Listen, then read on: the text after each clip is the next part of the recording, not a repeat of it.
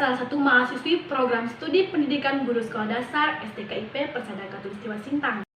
Kali ini saya akan menceritakan sebuah cerita rakyat berasal dari Jawa Tengah yang berjudul Timun Emas. Dahulu kala, hiduplah seorang janda tua yang bernama Mbok Rondo. Mbok Rondo hidup tanpa suami dan anak yang menemaninya. Ingin rasanya ia memiliki seorang anak yang dapat membantunya meringankan pekerjaan. Setiap malam ia berdoa agar dikaruniai anak. Ya Tuhan, berikanlah aku seorang anak agar ada yang membantuku. Lalu pada suatu sore, Mbok Rondo pergi ke hutan untuk mencari kayu bakar. Saat hendak pulang, tiba-tiba langit bergemuruh dan bumi bergetar. Lalu muncullah raksasa yang jahat yang berwajah seram dan bertubuh besar. Wahai wanita tua, kudengar kau menginginkan seorang anak. Aku bisa membantumu untuk mengabulkan keinginanmu.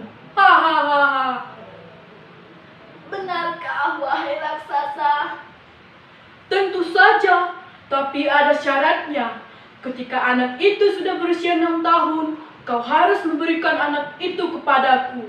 Aku akan menyantapnya. Hahaha. Lalu Mbok Rondo dengan ketakutan pun menjawab, baiklah wahai raksasa. Tanpa diduga, raksasa jahat itu memberikan biji mentimun kepada Mbok Rondo. Tanamlah biji timun ini. Dalam 2 minggu kau akan memiliki anak.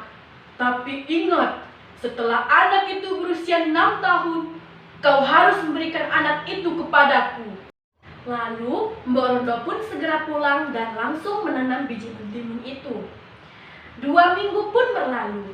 Biji timun yang ditanam Mbok Rondo kini sudah tumbuh dan berbuah lebat. Namun ada satu buah mentimun yang berwarna keemasan dan besar. Mbok Rondo pun penasaran, lalu membuka timun itu dengan hati-hati. Betapa senangnya Mbok Rondo, karena isi dari mentimun itu ialah bayi perempuan yang sangat cantik. Wah, cantik sekali kamu Cah Ayu. Kamu akan aku beri nama Timun Emas. Nah, begitulah asal-usul lahirnya Timun Emas.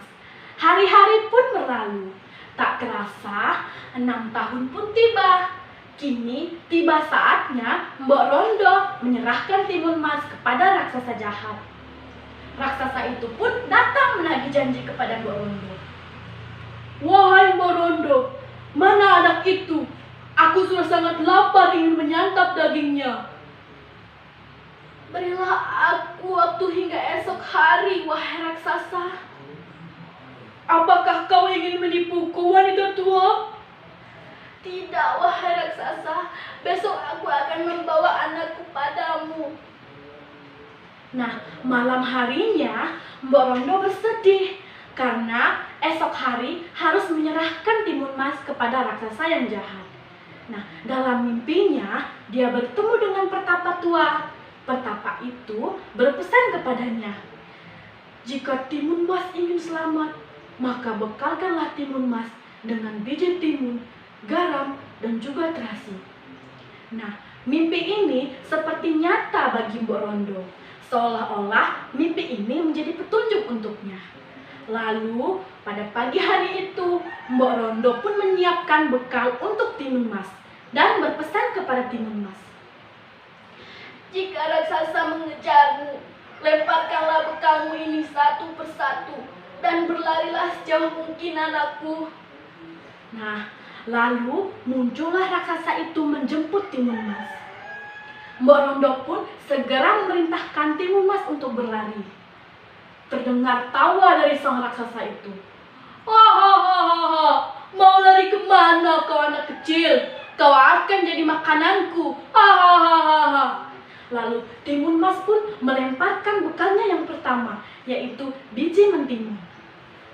Dan secara ajaib, biji mentimun itu tumbuh menjadi biji mentimun yang rimbun, sehingga menghalangi jalannya raksasa jahat itu.